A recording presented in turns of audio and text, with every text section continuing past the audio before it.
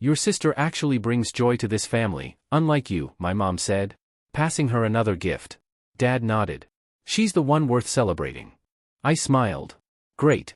Then she can handle the holiday bills this year. My sister scoffed. What bills? Christmas was already paid for. Her face drained white when I handed over the canceled receipts. My name is Lucas Carter. I am 32 years old. For most of my adult life, I've been the architect of moments I was never invited to enjoy. I work in finance, corporate analysis, mostly long hours that bleed into weekends. The job pays well enough to cover a 3-bedroom apartment downtown, a reliable car, and apparently 5 consecutive years of family holidays I barely remember attending as anything more than background. My family consists of 4 people. My mother, Diane, who speaks in declarative absolutes. My father, Alan, who nods at those absolutes like they're gospel. My younger sister, Emily, who at 28 has perfected the art of receiving without acknowledging the giver. And then there's me, the fourth corner, the one they forget to frame in photos. Emily has always been the favorite child. I understood that early, around age 10, when my birthday party was postponed because her dance recital landed on the same weekend. It never got rescheduled. By 14, I stopped expecting my own celebration. I learned to congratulate her on stage, to applaud when she walked through doors I had quietly held open. I became dependable, the emergency contact. The one who wired money when rent was short, when Emily's car needed new brakes, when mom wanted a kitchen remodel but the budget didn't stretch. I became the silent current beneath their lives, the one nobody notices until the lights go out. Every December for the past 5 years, I've funded Christmas. Not just my own gifts, everything. The 12-foot spruce tree, delivered and installed by a local service. The garlands imported from a boutique supplier 2 states over. The centerpiece arrangements that cost more than my monthly utilities. The catered holiday dinners with honey-glazed ham, roasted vegetables, and desserts from a bakery Emily found on Instagram. The gifts my parents exchanged, wrapped in expensive paper, signed with their names, paid for with my account. Nobody asked where it all came from. Mom once said offhand that Dad must have gotten a bonus. Dad smiled. I said nothing. I worked overtime in November, canceled my own vacation days, and watched my family celebrate a holiday I had built with my own hands and money without a single thank you. This year felt the same. Same tree, same caterer, same expensive gifts I ordered in October and had shipped to my apartment so I could wrap them myself before driving them over. I even upgraded Emily's main present, a designer handbag she'd been hinting about for months. Because I thought maybe, this year, she'd notice. I thought wrong. The dining room smelled like cinnamon and roasted meat. Candles flickered on the long table, the kind with gold holders Mom insisted matched the theme this year. I arrived early, as always, carrying 3 bags of gifts. Emily arrived late, as always, carrying nothing but her phone and a smile that could sell magazine covers. Mom stood when Emily walked in, arms open. There she is, our ray of sunshine. Dad rose too, grinning. The house feels alive when you're here, sweetheart. Emily laughed, the sound light and easy. She hugged them both, then glanced at me. Hey, Lucas. Hey. I set the bags down near the tree. Dinner began with small talk. Emily dominated the conversation, describing her new apartment, her recent promotion at the marketing firm, a trip to Napa she took with friends. Mom and Dad leaned in, fascinated, asking follow-up questions with genuine interest. I ate quietly, cutting my ham into small, even pieces. Lucas, you're awfully quiet tonight, Mom said at one point, though her eyes stayed on Emily. Just tired. Long week. You work too much, Dad said absently, pouring himself more wine. You should take a page from Emily's book. She knows how to balance work and life. Emily smiled. It's all about priorities, really. I nodded, chewing slowly. After dinner, we moved to the living room for gifts. The tree glowed with white lights, ornaments catching the shimmer. Emily opened hers first, as tradition dictated. She pulled out the designer handbag, the one with the signature clasp and hand-stitched leather. Her eyes widened. Oh my God. Mom, Dad, this is perfect. Thank you so much. Mom beamed. We knew you'd love it. Dad nodded. Only the best for our girl. Emily hugged them both, holding the bag like it was fragile glass. She didn't look at me. Not once. I opened my gifts next.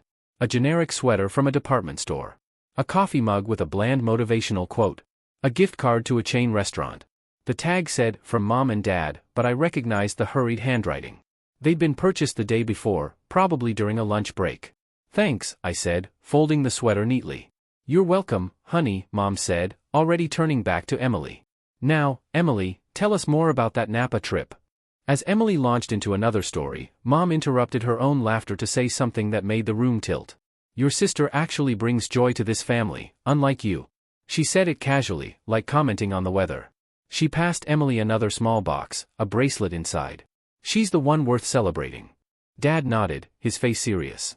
She's the one worth celebrating. Emily opened the bracelet, smiling. She didn't correct them. She didn't defend me. She just admired the silver chain, holding it up to the light. I sat there, the mug still in my hands, and felt something inside me go very, very cold. I smiled. It was a small smile, controlled, the kind you wear when you're deciding whether to speak or let silence do the damage.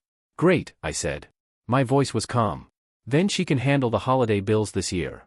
The room went quiet. Not the comfortable kind of quiet, the kind where sound gets swallowed and everyone forgets how to breathe. Emily blinked, her smile frozen. What bills? Christmas was already paid for. I didn't answer immediately. I stood, brushing imaginary lint from my jeans, and walked toward my coat. I pulled a manila folder from the inner pocket. It was thin, crisp, the kind you use for documents you want to protect. I set it on the coffee table. The sound it made, that soft thud, felt louder than it should have. Everything you see here, I said, gesturing around the room. The tree, the food, the gifts, the decorations, was paid for by me. 5 years running. This year included. Mom frowned. Lucas, what are you talking about? I opened the folder. Inside were printed receipts, invoices, bank transfer confirmations, every ornament, every candle, every piece of catered food. I had kept records, not because I planned this moment, but because my job taught me to document everything. Numbers don't lie. Catering deposit, I said, sliding one page forward. Tree delivery and setup. Garland supplier. Gift orders. All under my name, all from my account. Dad leaned forward, squinting at the papers. His face shifted, confusion hardening into something unreadable. Emily laughed, a nervous sound. Okay, so you helped out.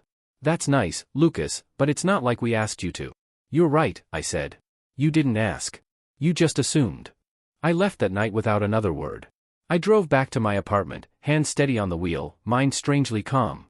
When I got inside, I sat on the edge of my bed, staring at my phone. No messages, no calls.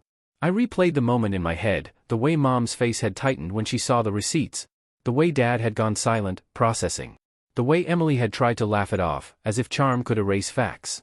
I thought about all the years I'd worked late, skipping dinners with friends, declining invitations, so I could afford to give my family a holiday they didn't appreciate. I thought about the Christmas bonuses I never spent on myself, the vacation days I never took, the quiet exhaustion I carried like a second skin.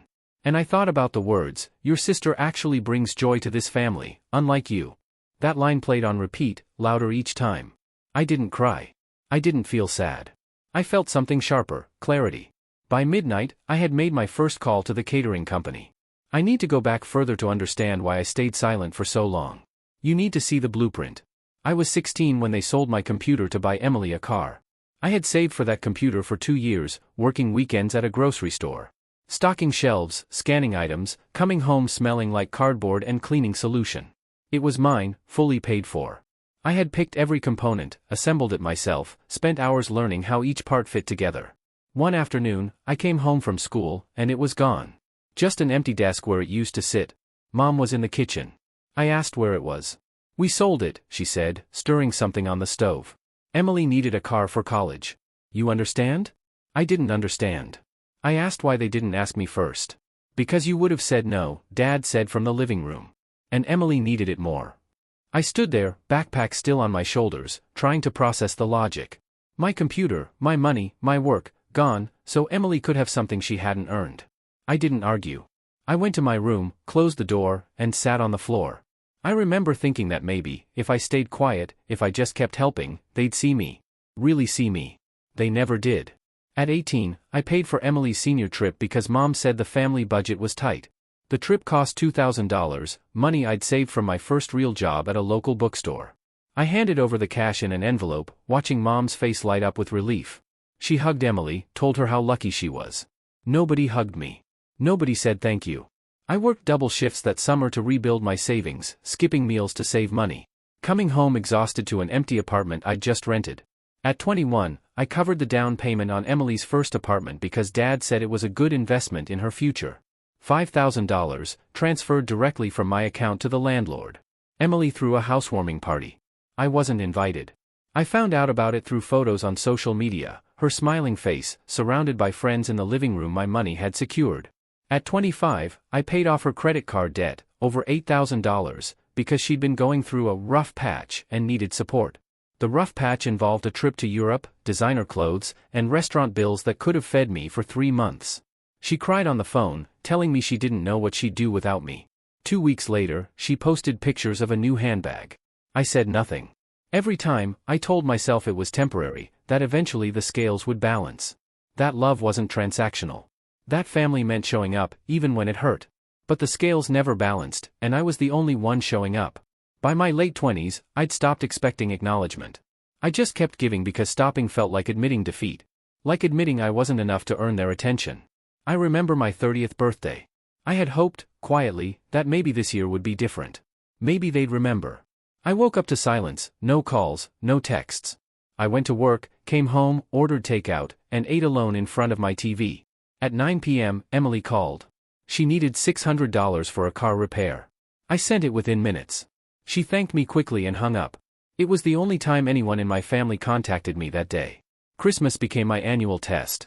Every December, I'd pour money and time into creating the perfect holiday, thinking maybe this year they'd notice.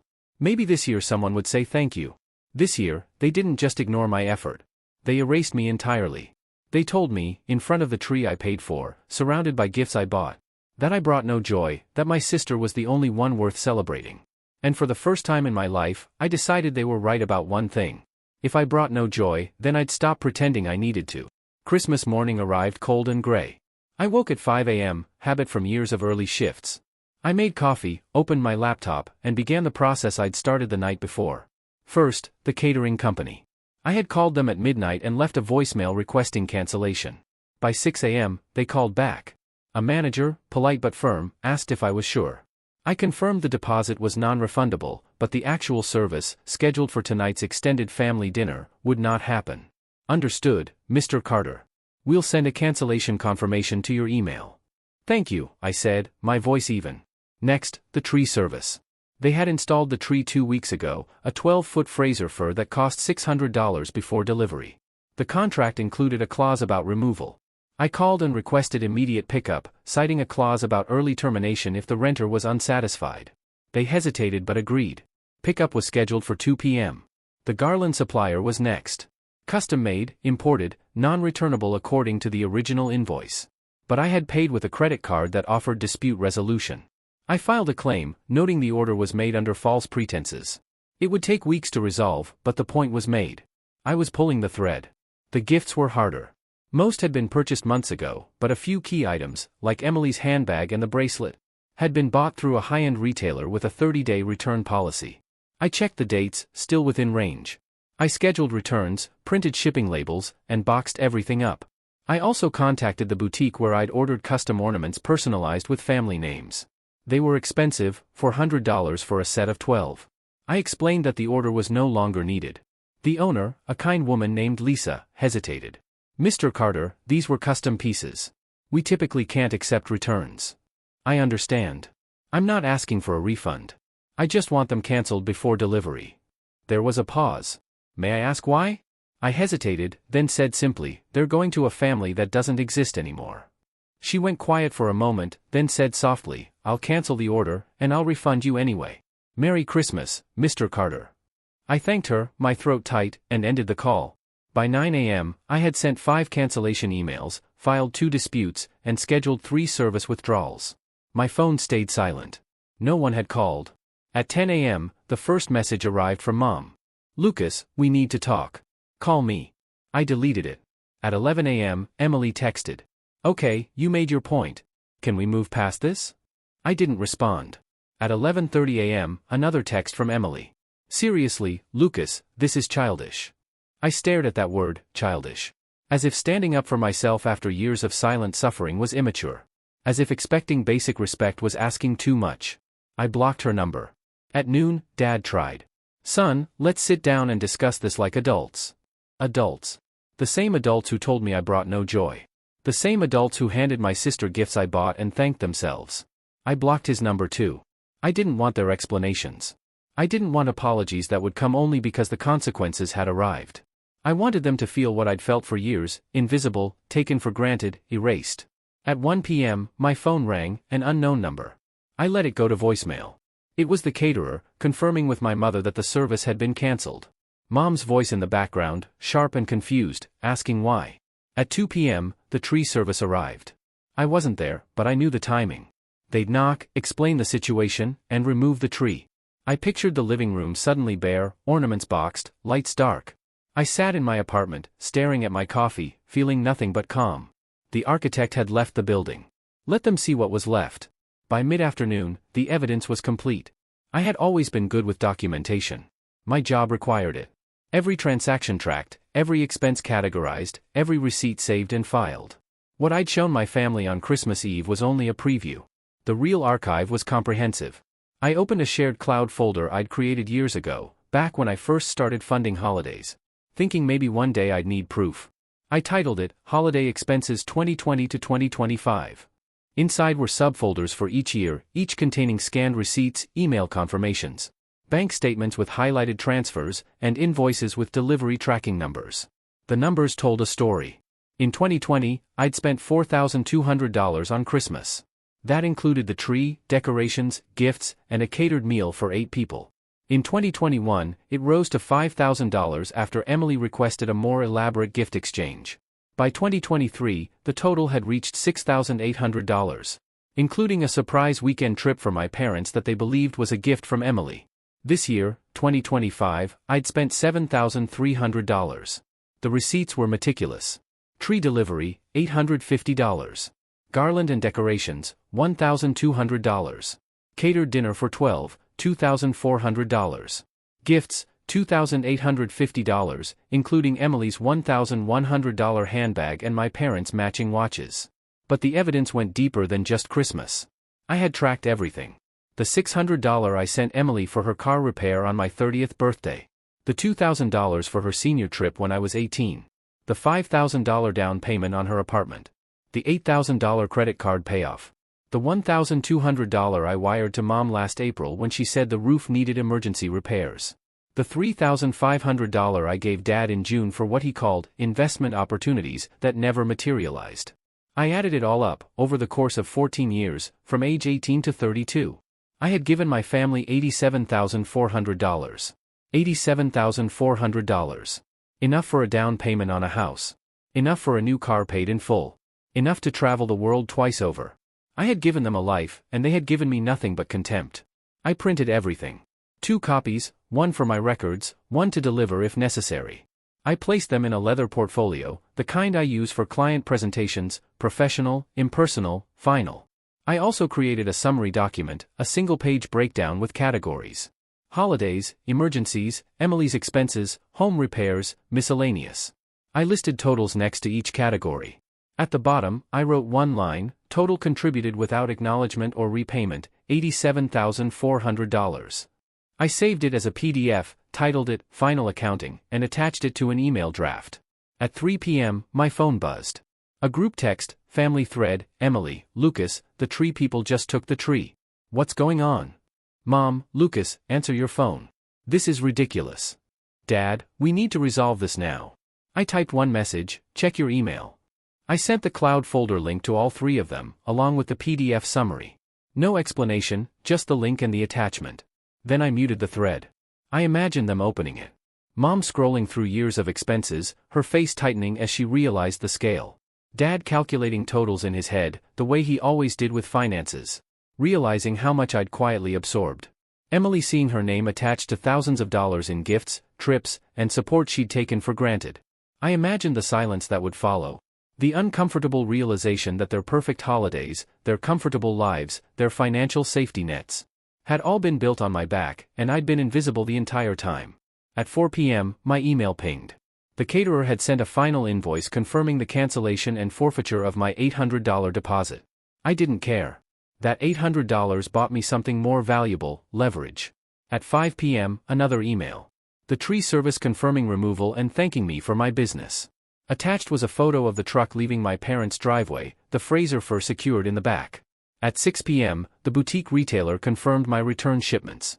The handbag and bracelet, along with several smaller items, were in transit. Refunds would process within 10 business days. I poured myself a glass of water, sat by the window, and watched the city lights flicker on as dusk settled. My apartment was quiet. No laughter, no clinking glasses, no forced cheer. It was the first Christmas in 5 years where I felt like I could breathe. My phone buzzed again. Another voicemail. I didn't listen. Whatever they had to say, it was too late. The receipts had spoken louder than any apology ever could. I leaned back in my chair, closed my eyes, and let the silence settle around me like snow. I wasn't there when it all fell apart, but I heard about it later. Piece by piece, through frantic messages and a voicemail from a cousin who'd been invited to the extended family dinner that no longer existed. The tree was gone by 2:30 p.m. Emily stood in the living room, staring at the empty corner where it had been, ornaments piled in boxes by the door. She called me 4 times. I didn't answer. Mom tried calling the catering company at 3 p.m., thinking there had been a mistake. The manager explained, calmly and professionally, that the client, Lucas Carter, had canceled the service. The deposit was forfeit. There would be no dinner delivery. But we have 12 people coming tonight, Mom said, her voice rising. I understand, ma'am. We can offer a last-minute substitute menu, but it would require a new deposit and payment in full upfront.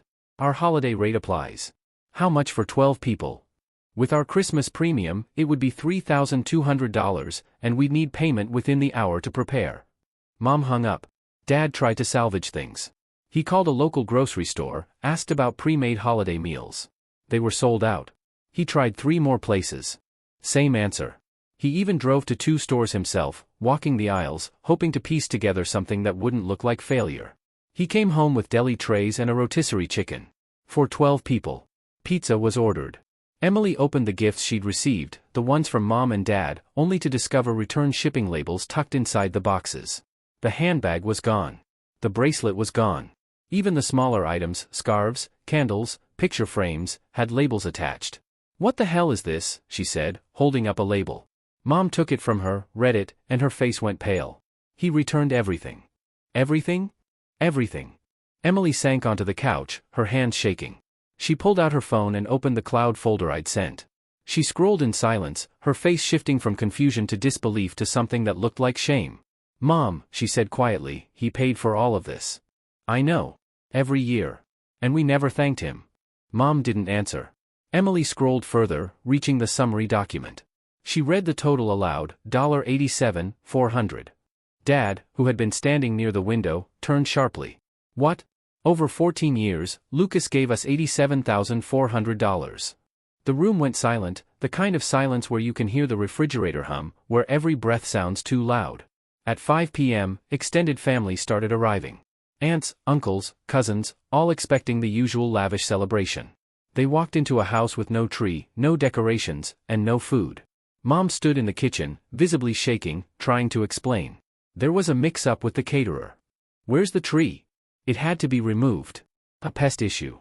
Lies stacked on lies, and no one believed them. One of my uncles, a straightforward man named Brian, looked around and asked the question everyone was thinking. Where's Lucas? Mom froze. He couldn't make it. He's always here, Brian said. This doesn't feel right. Emily tried to redirect, suggesting they order takeout, make it casual, but the damage was done. The illusion of the perfect family Christmas, the one they'd posted about on social media for years, was shattered. Aunts exchanged glances. Uncles checked their phones. Within an hour, half the guests had left, citing early mornings or sudden headaches. My cousin Sophie stayed behind. She found Emily alone in the hallway and asked quietly, "What really happened?" Emily hesitated, then told her everything, the receipts, the cancellations, the years of silent funding. Sophie listened, her expression unreadable. Good for him, Sophie finally said. What? Good for Lucas. You all treated him like garbage. I'm glad he finally stood up for himself. She left without saying goodbye to anyone else. By 7 p.m., the house was nearly empty. Just Mom, Dad, and Emily, sitting in a living room that felt too large and too quiet. Emily finally looked up at Mom. We need to fix this. How? Mom asked, her voice hollow. I don't know, but we have to try. Dad shook his head. He blocked our numbers. He won't talk to us. Then we write to him. We go to his apartment. Something. And say what? Dad asked. Sorry we took you for granted? Sorry we spent your money and never said thank you? Sorry we told you that you bring no joy? Emily flinched at that last part. The pizza sat untouched on the counter, growing cold. The empty corner where the tree had been seemed to grow larger in the silence. And somewhere across town, I sat in my quiet apartment, finally at peace. The messages continued for days. At first, they were angry, accusations, blame. I was selfish. I was cruel. I had ruined Christmas. Then they shifted, apologies, conditional and hollow. We're sorry you felt that way. We didn't mean it like that. Can we just move forward? I didn't respond to any of them. By New Year's Eve, the messages stopped. My phone sat silent on my desk, and for the first time in years, I felt no obligation to pick it up. I spent the week between Christmas and New Year working from home, catching up on projects I'd neglected. My boss sent an email complimenting my recent analysis. A colleague invited me to a New Year's party. I accepted. It felt strange, having plans that were mine, not built around anyone else's expectations. On New Year's Eve, before heading out, I sat down and wrote a letter. Not an email, a physical letter, handwritten on clean white paper, folded into an envelope, sealed with care. I addressed it to my parents. I didn't address Emily separately. She was an adult. She could read it if they chose to share it. The letter wasn't cruel. It was honest. I wrote about the computer they sold, the trips I funded, the Christmases I built. I wrote about standing in their living room, holding a mug with a motivational quote, listening to them tell me I brought no joy. I wrote about the years I spent invisible, hoping that if I gave enough, I'd finally matter. I wrote about the receipts, not as an attack, but as proof. Proof that I'd been there, that I'd contributed, that I'd loved them in the only way I knew how. And then I wrote the hardest part. I don't need you to apologize. I don't need you to change. I need you to understand that I'm done. Done funding holidays I'm not valued at. Done being the emergency contact who gets no emergencies of his own acknowledged. Done being the son you only call when you need something. I hope you find joy in the family you have left. I hope Emily brings you everything you need. I hope future holidays are everything you want them to be, but I won't be there to pay for them. I signed it simply, Lucas. I mailed it the next morning. No return address, just theirs. By mid-January, I heard through a cousin that my parents had listed their house. They were downsizing, moving to a smaller place outside the city, financial troubles. The cousin said something about overextended credit and underestimated expenses. Emily moved back in with them temporarily. Her apartment lease had ended, and she couldn't afford renewal without help. There was no mention of me co-signing anything. No request for loans. They had learned that lesson. I didn't feel victorious. I felt quiet. I started therapy in February. I talked about boundaries, about self-worth, about the difference between generosity and self-erasure. I learned that love doesn't require martyrdom. By spring, I'd stopped checking my phone for their names. By summer, I'd started building a life that was mine. Friendships, hobbies, mornings where I woke up without dread. I never went back, and I never regretted leaving.